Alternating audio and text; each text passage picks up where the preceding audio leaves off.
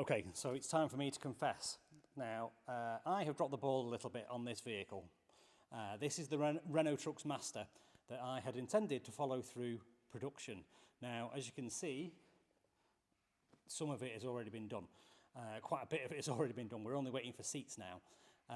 So I kind of overestimated the amount of time I might have to make content and underestimated the amount of time that our guys would take to go through the R&D process with this vehicle.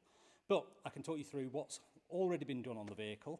Now, one thing that they did say was actually it's probably better that you didn't follow it through production because there's only one or two of our competitors who have done this vehicle.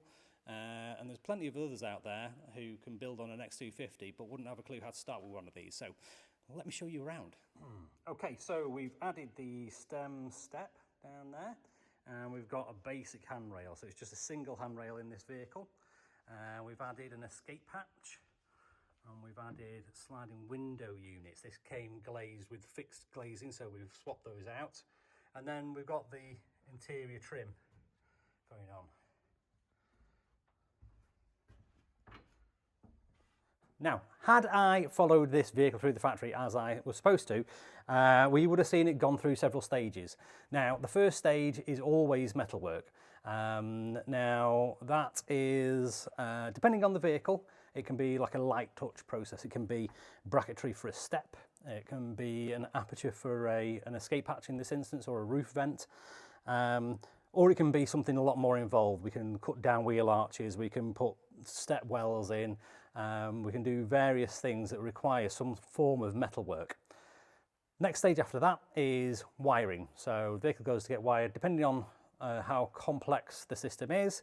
We'll put a different kind of loom in. Now on this vehicle it's quite basic. It's got some basic interior lighting, it's got a reverse bleeper, and that's about it. Obviously, if you specify a tail lift or a heater or aircon or speakers or whatever it is, additional bits, obviously we add those wires in at the same time. So we always start from scratch and we wire it subject to whatever the end spec is going to be.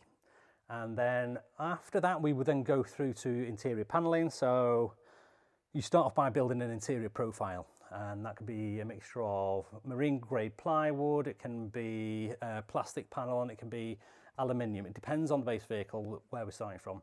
Now, after that, it goes to the trim shop, and it can be trimmed like this one in a soft trim, or it can have a wipe clean interior. That's available on this vehicle, it's not available on everything that we do. And then after that, it goes to have its floor fitted. So most of these vehicles today have like an aluminium deck fitted with tracks inlaid. And again, these are designed to accommodate the seats and the wheelchairs. On this vehicle, think it's just going to be seats. It's a development vehicle, so we're going to finish it in one way with the ability to change it afterwards so that we can do two versions of the same thing. The interesting thing for this, the Renault Trucks Master Trabus, don't know which one it is, but it has different attributes to the Master from Group Renault and from Nissan. So we think we're going to be able to do something slightly different with this vehicle than we can with those, but I'll reveal that when we get to the end. Now, the other thing that you can do to this is that the Passenger Lift Solutions have also fitted a tail lift, an underbody tail lift, which is a useful development for this size of vehicle, and we will possibly fit one to this, maybe the next one, but we will see. Look forward to showing you the end result.